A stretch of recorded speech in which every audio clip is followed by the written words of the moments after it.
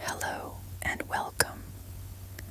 Tonight we'll explore the shadowy and complex world of the Inquisition, a powerful force that shaped the Middle Ages and beyond.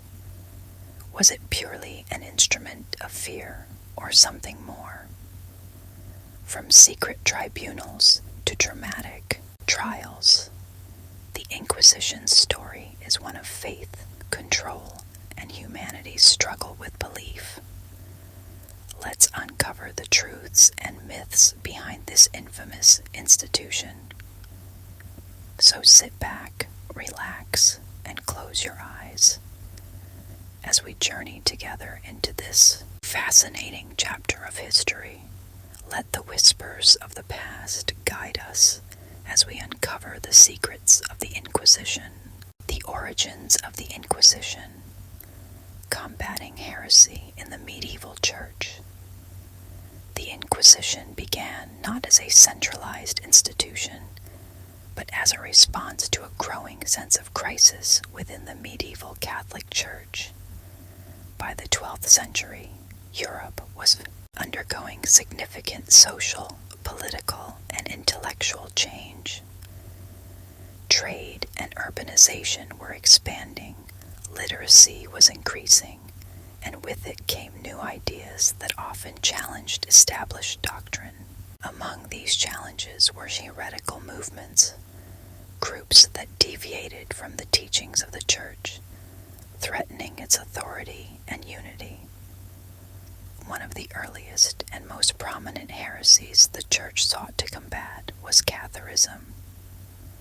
This dualistic faith, prevalent in southern France, rejected many central Christian doctrines, including the authority of the Church and the sacramental system. The Cathars believed in a spiritual battle between good and evil, rejecting the material world as inherently corrupt.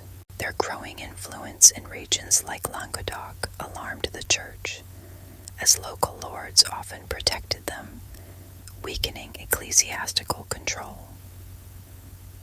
Another movement, the Waldensians, founded by Peter Waldo in the late 12th century, emphasized a return to the simplicity of early Christianity.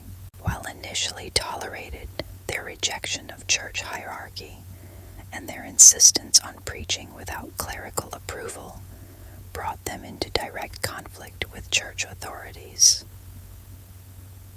The Church's response to these movements was shaped by its dual mission to protect the faithful and preserve orthodoxy.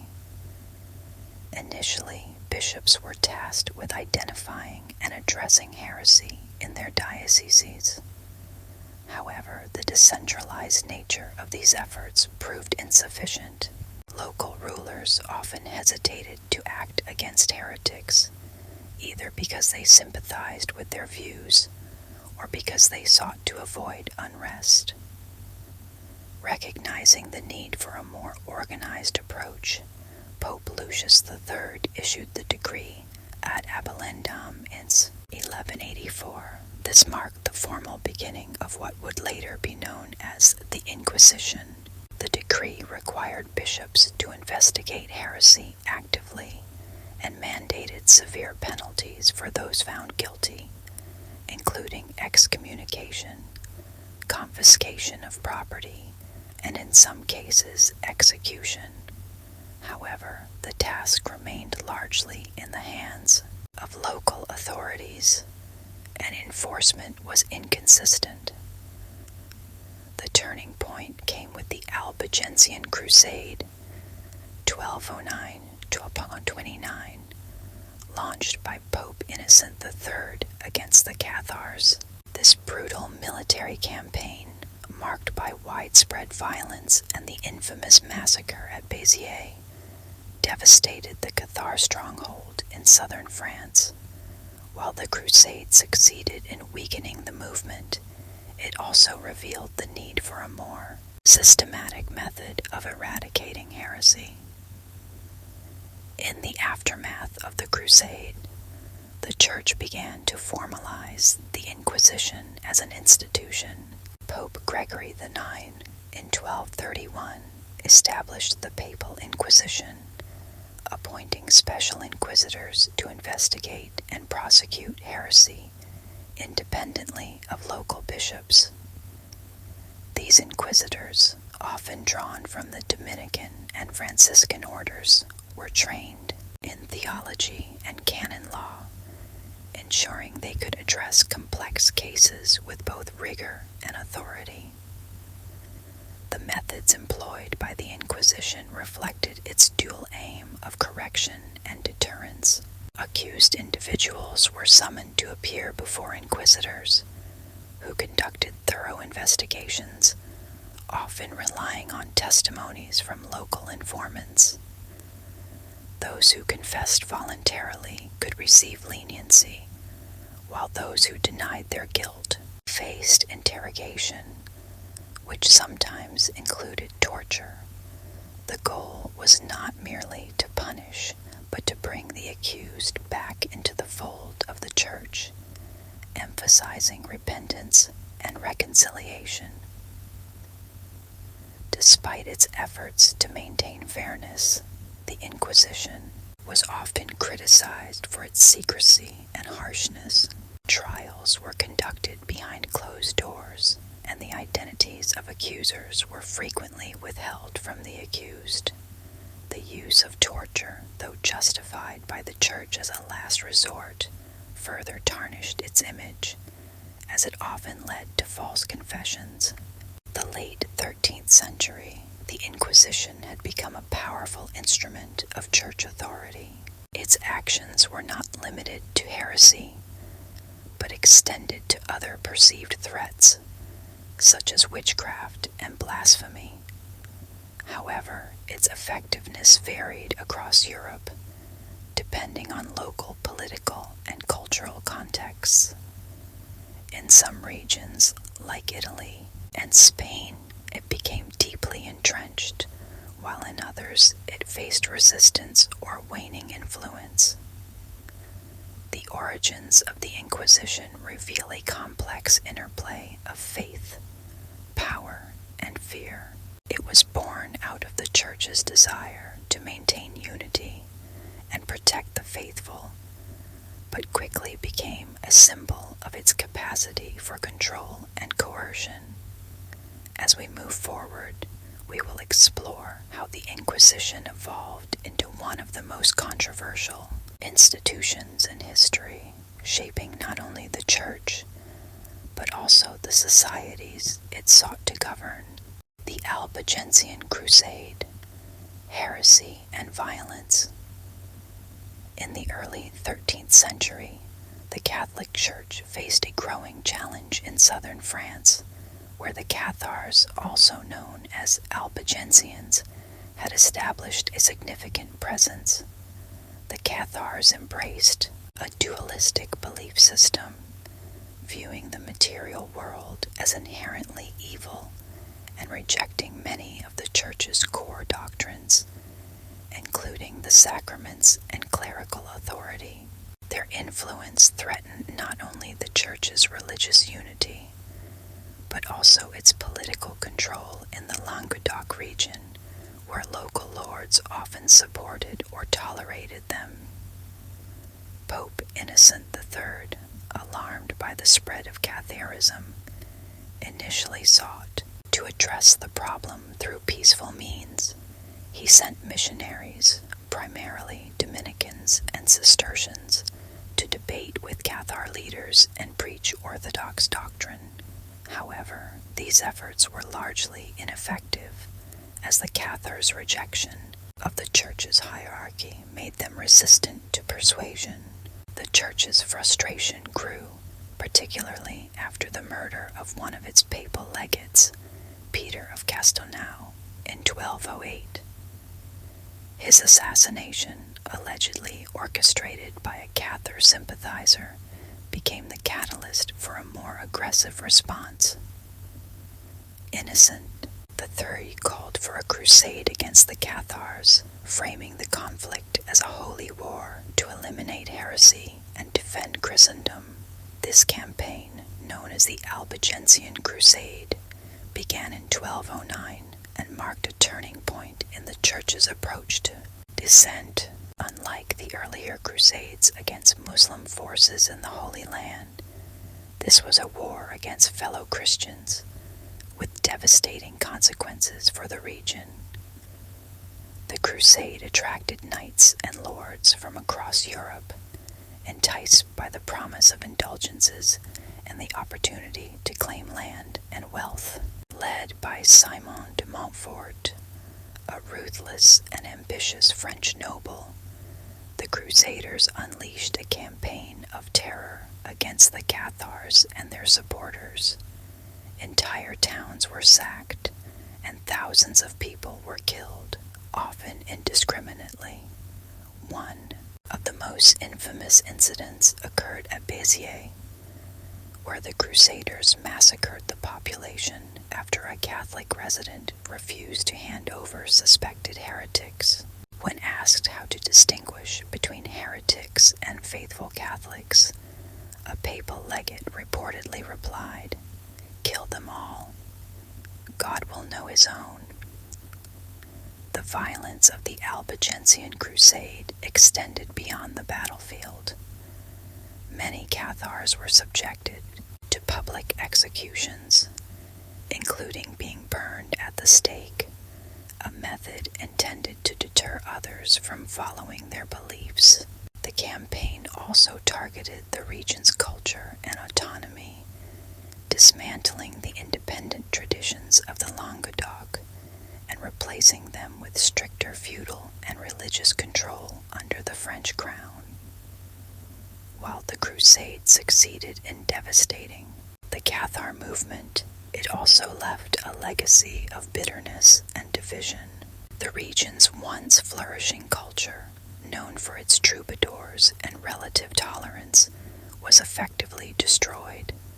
The local nobility, who had often coexisted with the Cathars, were stripped of their power, and the area was brought under the direct authority of the French monarchy. The Albigensian Crusade also paved the way for the formal establishment of the Inquisition as an institution. In the aftermath of the Crusade, Pope Gregory IX appointed special inquisitors to root out the remnants of heresy in the region. These inquisitors, drawn from the Dominican order, were tasked with identifying, interrogating, and punishing suspected heretics. Their methods, including the use of secret trials and torture, became hallmarks of the Inquisition's approach in the centuries to come. This crusade marked a turning point in the history of the Church's relationship with heresy. It demonstrated the extent to which the Church was willing to use violence to enforce orthodoxy, setting a precedent for future conflicts. The blending of religious and political motives in the Albigensian Crusade also highlighted the complexities of medieval power struggles, where faith often served as a justification for territorial expansion and consolidation. Despite its ultimate success in suppressing Catharism, the Albigensian Crusade left deep scars on the region and the Church's reputation. For many, it symbolized the dark side of religious zeal, where the pursuit of unity came at the expense of compassion and humanity. Yet, it also underscored the challenges faced by the Church in maintaining its authority in an increasingly diverse and restless world. The legacy of the Albigensian Crusade continues to resonate, serving as a reminder of the dangers of intolerance and the cost of enforcing ideological conformity through violence. As we move forward, we will explore how the Inquisition evolved from these early beginnings into a highly organized system of control, shaping the course of history in profound and lasting ways. The structure of the Inquisition, organization, and methods. By the 13th century, the Inquisition had transformed into a highly organized system under papal authority. Pope Gregory IX formalized its structure in 1231, establishing a network of inquisitors, officials tasked with identifying and prosecuting heresy. These inquisitors, often members of the Dominican or Franciscan orders, were selected for their theological expertise and loyalty to the Church. Operating with direct authority from the Pope, they bypassed local bishops, ensuring a centralized and consistent approach to combating heresy. The process began with the issuance of an Edict of Grace, a proclamation inviting individuals to confess their heretical beliefs voluntarily. Those who came forward during this grace period were often given leniency, such as public penance or fines. However, those who refused to confess or were accused by others faced formal investigations. These investigations relied heavily on community participation. Local residents were encouraged and sometimes pressured to report suspected heretics. To protect informants and encourage cooperation, their identities were kept secret, a practice that often led to abuse, with personal grudges disguised as accusations. Interrogations were central to the inquisitorial process. While initial questioning focused on theological debate and evidence gathering, torture was authorized in extreme cases to extract confessions. The use of torture, though officially restricted, became a hallmark of the Inquisition's reputation. Methods included the rack, the strappado, and simulated drowning, designed to compel admissions of guilt. However, these practices often resulted in false confessions, undermining the credibility of the trials. Trials were conducted following strict canon law procedures, with records meticulously documented. The accused were rarely allowed to know their accusers or review evidence, limiting their ability to defend themselves. Punishments varied. Minor offenders faced public penance, while more severe cases could result in imprisonment, excommunication, or, in the worst scenarios, execution by secular authorities, often through burning at the stake. The Inquisition's scope gradually expanded beyond heresy. Witchcraft, blasphemy, and even scientific ideas that challenged church doctrine became targets. This broadened focus reflected the Church's increasing desire to maintain control over not just religious orthodoxy, but also intellectual and cultural life. Beyond individual prosecutions, the Inquisition employed broader strategies to prevent heresy. Sermons, public demonstrations, and educational campaigns reinforced orthodox teachings. In some cases, entire communities suspected of harboring heretics faced collective punishment, such as fines or the destruction of property. These efforts, while effective in suppressing dissent, often alienated local populations and created resentment toward the Church. Regional variations shaped the Inquisition's influence. In Italy and southern France, it became deeply entrenched, with strong support from local authorities. Conversely, in regions like England and Scandinavia, the Inquisition struggled to gain a foothold due to cultural and political resistance.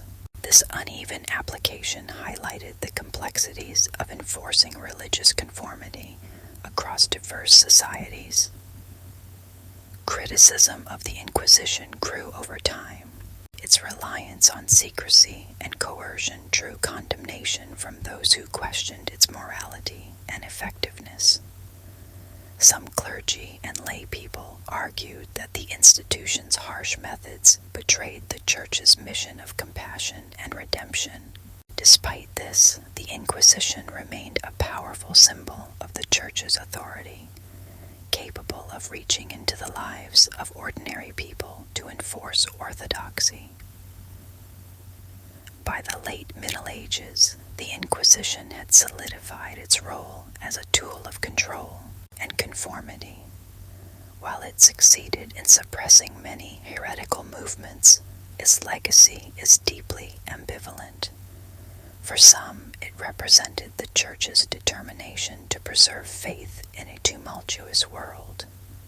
For others, it symbolized the dangers of unchecked authority and the human cost of religious zeal. As we continue, we'll examine the most infamous branch of the Inquisition, the Spanish Inquisition, and its unique blend of faith and politics, which reshaped early modern Europe. The Spanish Inquisition, faith and politics. The Spanish Inquisition, established in 1478, is perhaps the most infamous branch of the Inquisition. Unlike its earlier medieval predecessors, which primarily targeted heretical movements, the Spanish Inquisition was deeply intertwined with the political ambitions of the Spanish monarchy. Its creation reflected the unique circumstances of Spain in the late 15th century, a kingdom emerging from centuries of conflict during the Reconquista and striving to establish religious and political unity. The Inquisition was founded under the joint reign of Ferdinand II of Aragon and Isabella I of Castile, known as the Catholic monarchs. Its primary goal was to ensure the sincerity of religious conversions, particularly among conversos, Jews and Muslims who had converted to Christianity, often under duress. Many conversos were suspected of secretly practicing their former faiths, leading to widespread paranoia about their loyalty to both church and crown. To address this perceived threat, the monarchs sought papal approval to establish an inquisition that operated under royal, rather than purely ecclesiastical, control. Pope Sixtus granted their request, and the Spanish Inquisition was born. Unlike the Papal Inquisition, which operated across Christendom, the Spanish Inquisition was confined to Spain and its territories, serving as a tool of both religious enforcement and state power. The early years of the Spanish Inquisition were marked by a fervent campaign against conversos. The tribunals relied heavily on informants, and accusations of heresy often stemmed from personal grievances or social jealousy. Once accused, individuals were summoned to appear before the inquisitors. Trials were secretive, and the accused were denied knowledge of their accusers or the specific evidence against them. This lack of transparency, combined with the threat of torture, coerced many into confessing crimes they may not have committed. The punishments imposed by the Spanish Inquisition were severe. While many accused individuals were given penances, such as fines or public humiliation, others faced imprisonment, property confiscation, or execution. The auto da fe, a public ceremony in which sentences were pronounced, became a grim spectacle, often culminating in the burning of heretics. These events were intended to serve as both punishment and deterrence, reinforcing the Church's authority and the monarchy's power. The Inquisition's focus expanded over time. By the early 16th century, it targeted other groups perceived as threats to religious and political stability, including Protestants, mystics, and even intellectuals whose writings were deemed heretical. The Codex of Forbidden Books, introduced by the Inquisition, sought to control the flow of ideas, reflecting the institution's role in suppressing dissent, not only in faith, but also in thought. The Spanish Inquisition also played a central role in the expulsion of Jews and Muslims from Spain. In 1492, the same year Columbus set sail for the New World, Ferdinand and Isabella issued the Alhambra Decree, ordering all unconverted Jews to leave Spain.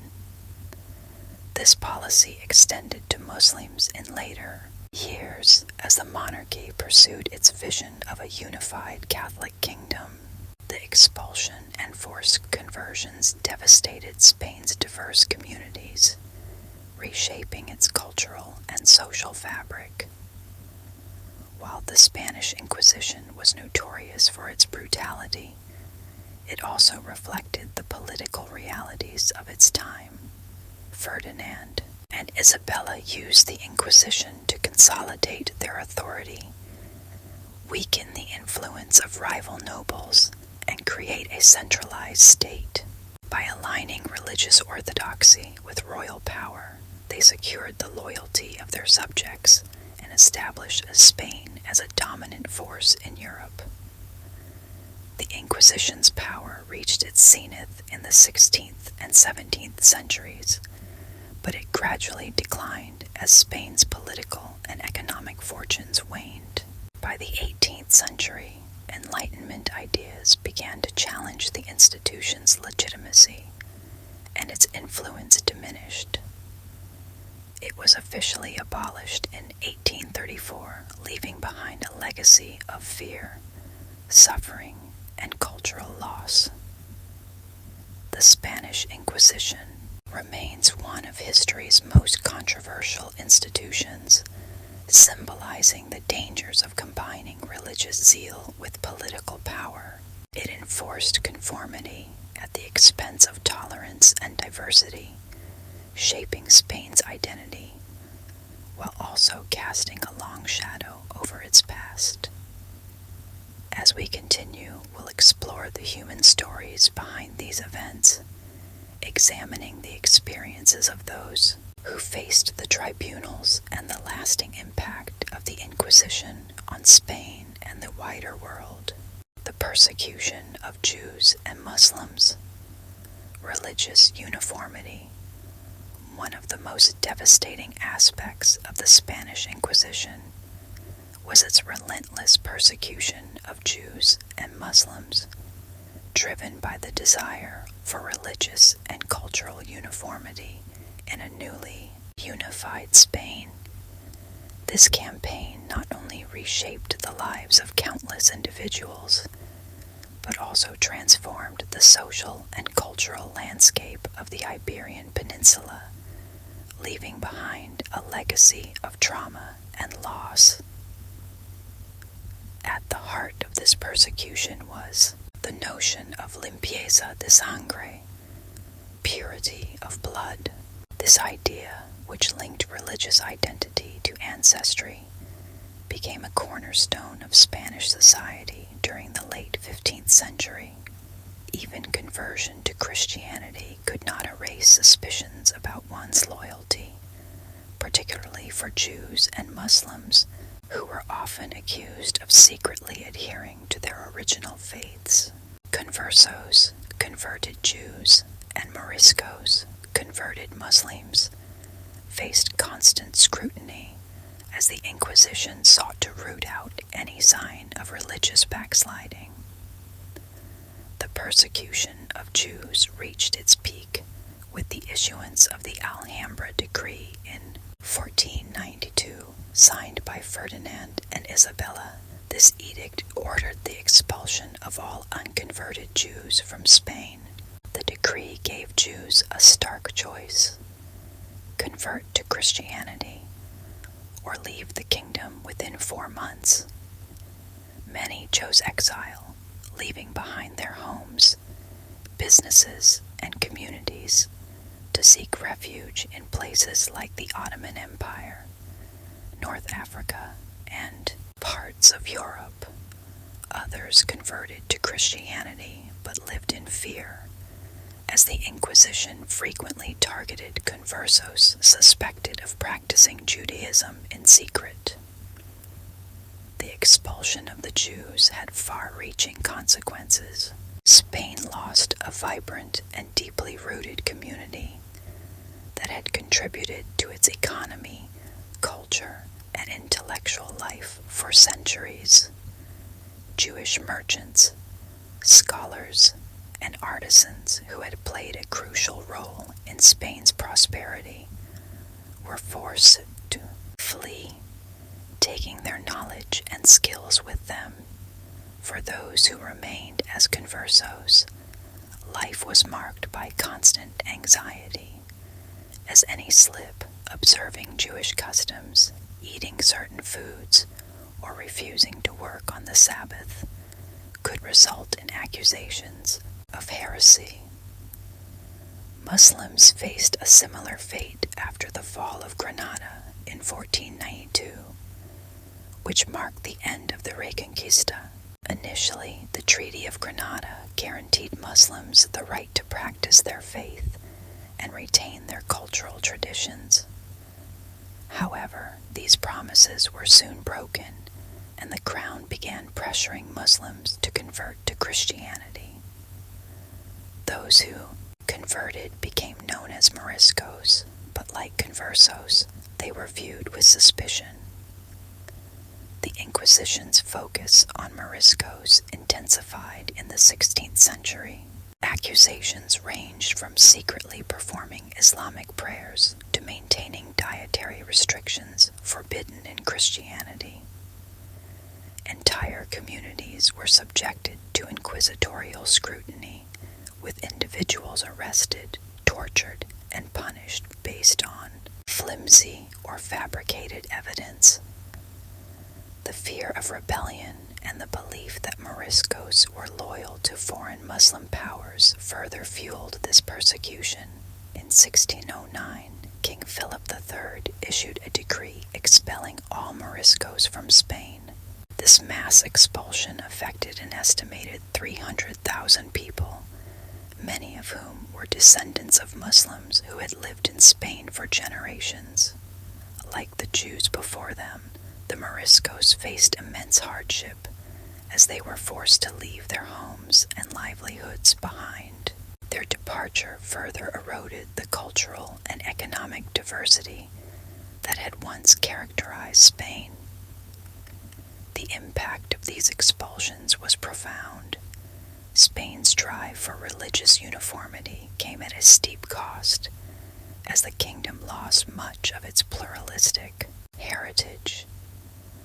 The cultural exchange that had flourished during the centuries of Muslim and Jewish presence in Spain was replaced by a rigidly Catholic identity enforced by the Inquisition. While this homogeneity strengthened the monarchy's control, it also contributed to Spain's eventual decline, as the loss of skilled and educated populations weakened its economic and intellectual foundations.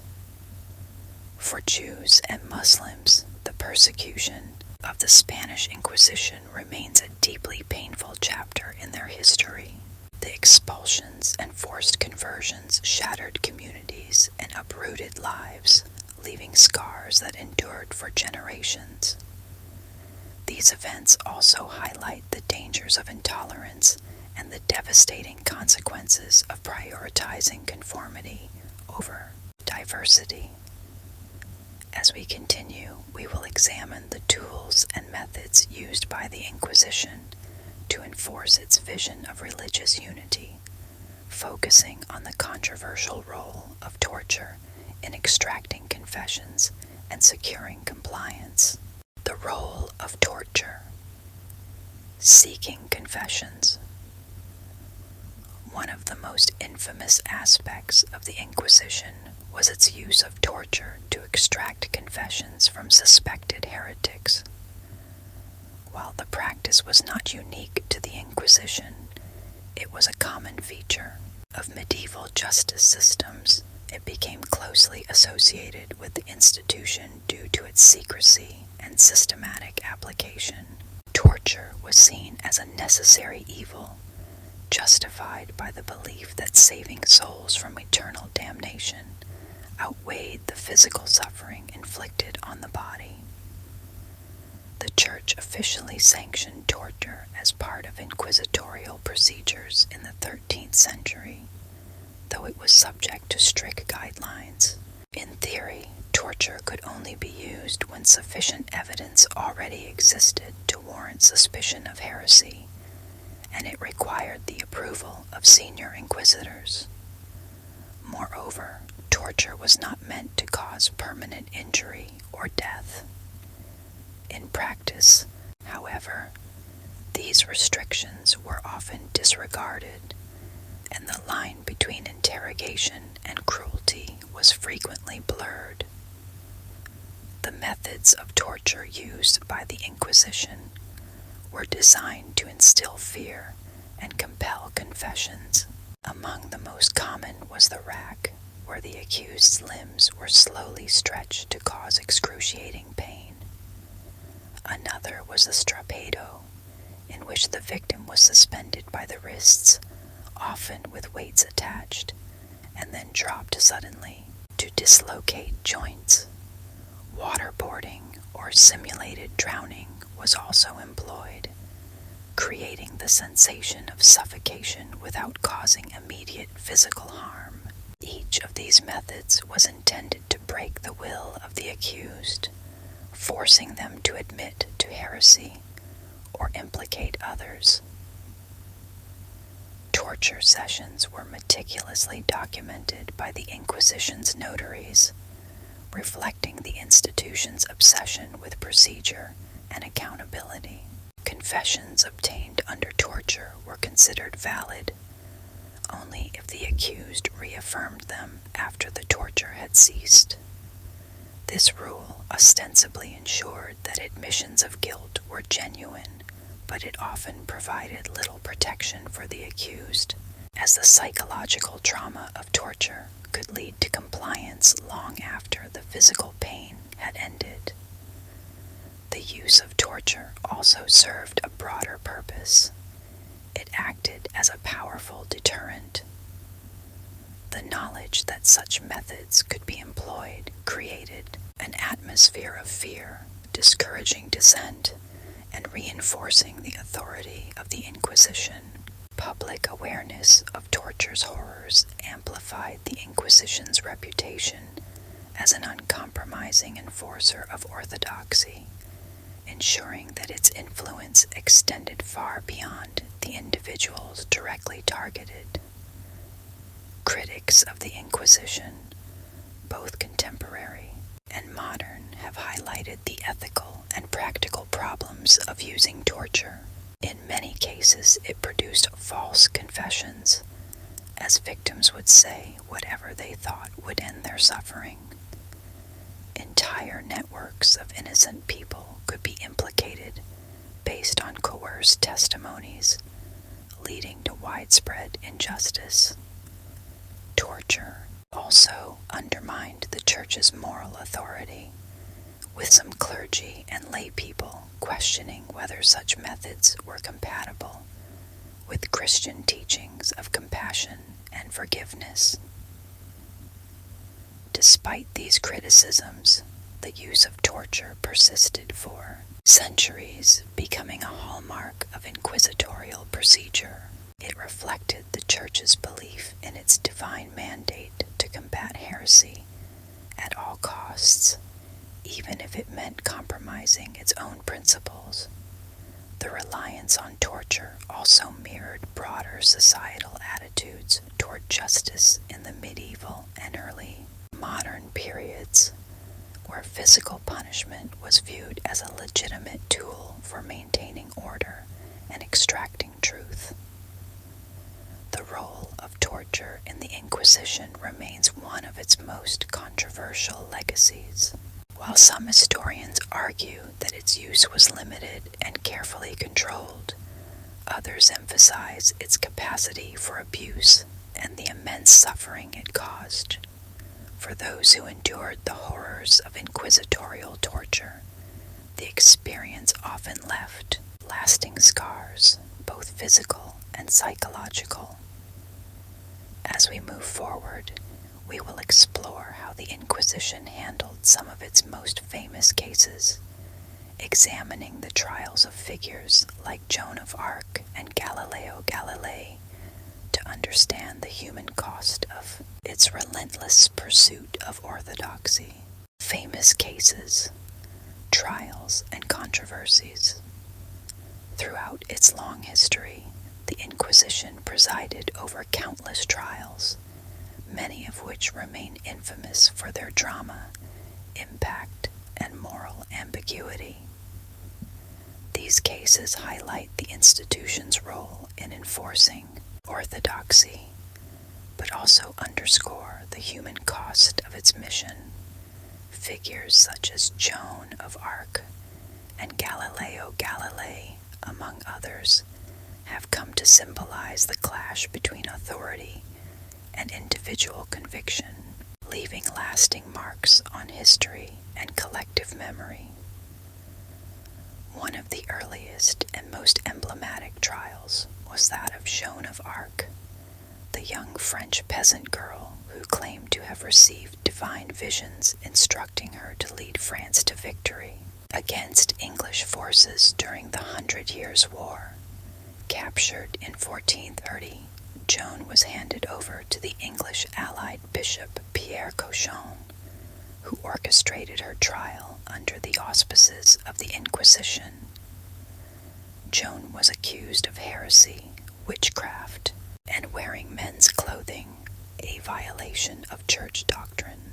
Despite her lack of formal education, she defended herself with remarkable eloquence and faith. However, her refusal to renounce her divine visions sealed her fate. In 1431, Joan was convicted and burned at the stake as a heretic. Years later, a posthumous trial declared her innocent, and she was canonized as a saint in 1920. Her trial remains a poignant example of how political motives often shaped inquisitorial proceedings.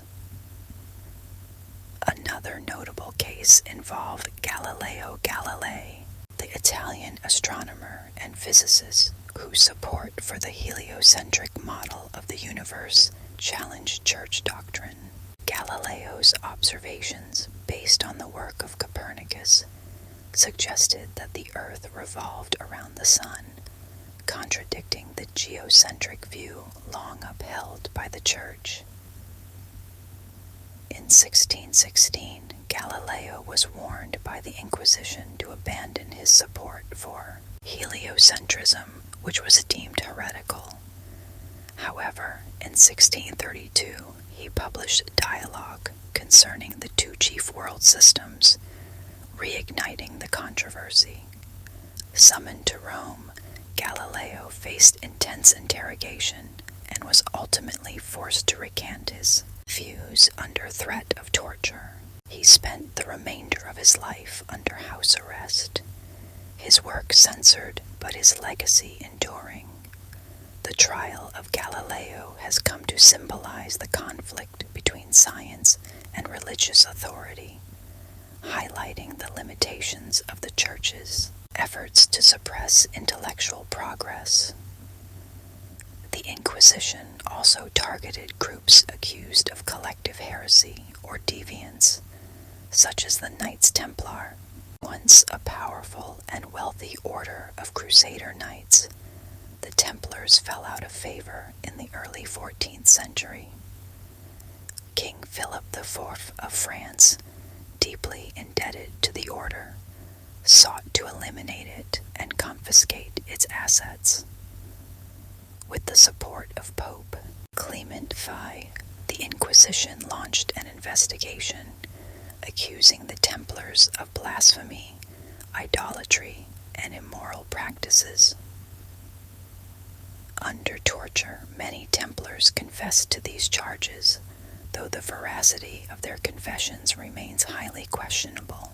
In 1312, the order was disbanded, and its leaders, including Grand Master Jacques de Molay, were executed. The Templars' trial reflected how the Inquisition could be manipulated to serve political and financial agendas, blurring the line between justice and opportunism. Cases involving alleged witches were another dark chapter in the Inquisition's history. While witch trials were more common in Protestant regions, the Catholic Inquisition also pursued individuals accused of sorcery, particularly in Spain and Italy.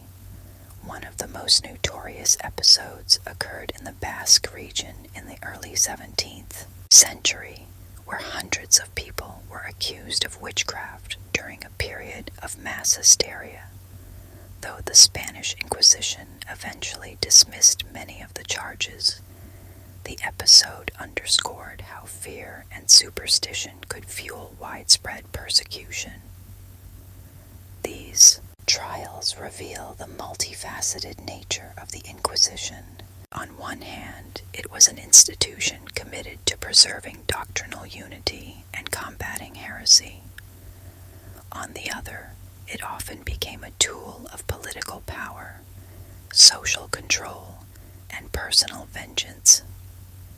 The individuals who stood before inquisitorial tribunals faced not only theological judgment, but also the weight of broader cultural, political, and social forces. The legacy of these trials continues to resonate. Figures like Joan of Arc and Galileo have been reinterpreted as heroes who defied authority in the name of truth and conviction. Meanwhile, the trials of the Knights Templar and accused witches serve as cautionary tales about the dangers of unchecked power and the devastating consequences of fear and prejudice. As we continue, we'll examine how the Inquisition's influence waned in the face of changing times, exploring the factors that led to its decline and eventual dissolution. The decline of the Inquisition, changing times. By the 18th century, the Inquisition's power began to wane as Europe entered an era of profound social, political, and intellectual transformation. The Enlightenment, with its emphasis on reason, individual rights, and skepticism of institutional authority, challenged the foundations upon which the Inquisition had been built. As monarchs, philosophers, and reformers questioned the legitimacy of using coercion to enforce religious orthodoxy, the once feared institution gradually lost its influence. One of the key factors in the decline of the Inquisition was the changing role of religion in European society. During the medieval and early modern periods, the Church had been central to both spiritual and political life. By the 18th century, however, the rise of secularism and the growing power of nation-states diminished the Church's ability to control public discourse. Monarchs who once relied on the Inquisition to consolidate power began to see it as an obstacle to modernization and governance. The Spanish Inquisition, which had been one of the most powerful branches, experienced significant decline during this period.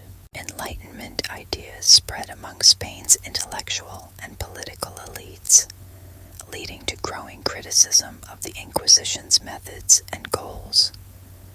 Reforms initiated by King Charles III in the late 18th century limited the Inquisition's ability to act independently. The Crown began to restrict its jurisdiction, emphasizing secular law over ecclesiastical authority. Another major blow came with the Napoleonic Wars. When Napoleon invaded Spain in 1808, his forces abolished the Inquisition. viewing it as a relic of religious tyranny. Although it was briefly reinstated after Napoleon's defeat, the institution never regained its former power. In 1834, under the liberal government of Queen Isabella II, the Spanish Inquisition was officially dissolved, marking the end of one of history's most infamous institutions.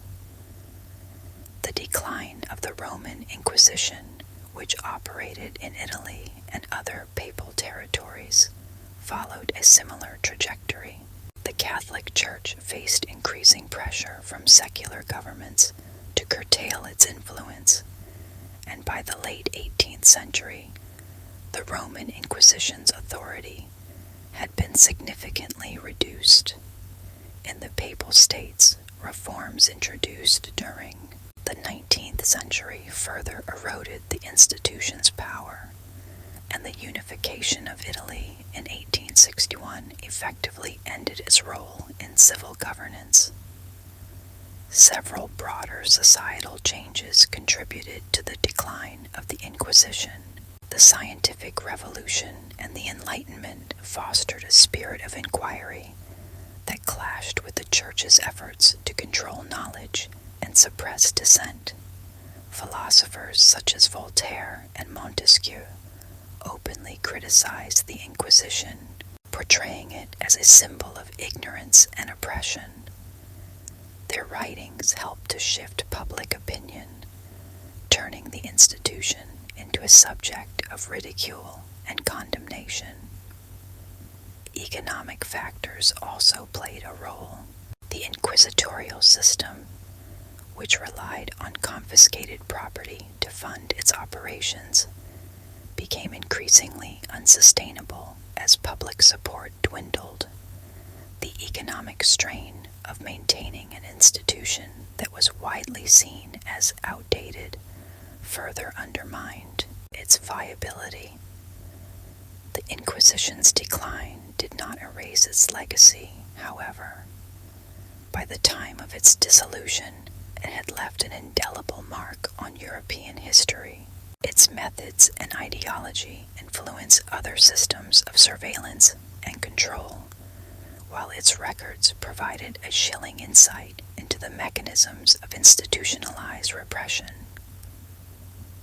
In modern times, the Inquisition has come to symbolize the dangers of combining religious zeal with unchecked authority.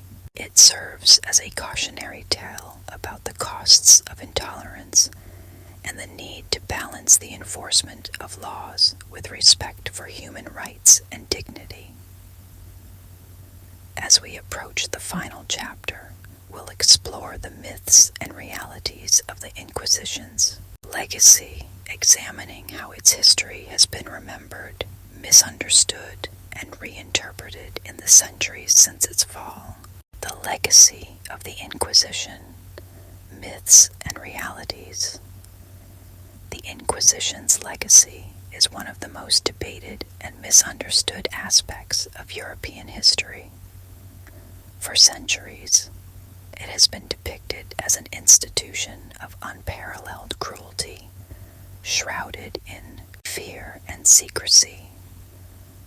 While some of these portrayals are rooted in truth, others have been exaggerated, influenced by political, religious, and cultural biases. Understanding the Inquisition's legacy requires separating the myths from the realities and exploring its impact on the societies it shaped and the historical memory it left behind.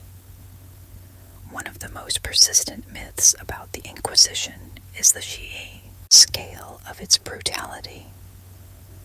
Popular imagination, fueled by 19th century romanticism and propaganda, often depicts the Inquisition as an all-powerful entity that burned tens of thousands of people at the stake. While the institution certainly inflicted great suffering, modern historians have worked to contextualize its actions. For example, estimates suggest that during its 350 years of activity, The Spanish Inquisition executed between 3,000 and 5,000 people, far fewer than once believed. Similarly, the use of torture, while abhorrent, was not as widespread or arbitrary as commonly portrayed, being subject to restrictions under church law. Despite these revisions, the Inquisition's methods and goals left a profound impact on European society. Its use of secrecy, forced confessions, and harsh punishments created an atmosphere of fear that stifled dissent and suppressed intellectual freedom. Many writers, scientists, and theologians who dared to challenge orthodoxy were silenced or forced to flee. The trial of Galileo Galilei, though not resulting in execution, remains a powerful symbol of the Church's attempt to control the boundaries of knowledge. The Inquisition's focus on religious uniformity also shaped national identities. In Spain, for instance, the expulsion of Jews and Muslims and the enforcement of limpieza de sangre, purity of blood, policies reinforced the idea of a Catholic Spanish identity. While this helped unify the kingdom under Ferdinand and Isabella, it also led to the loss of cultural and economic diversity, weakening Spain's long-term prosperity. In addition to its historical role, the Inquisition has had a lasting cultural impact.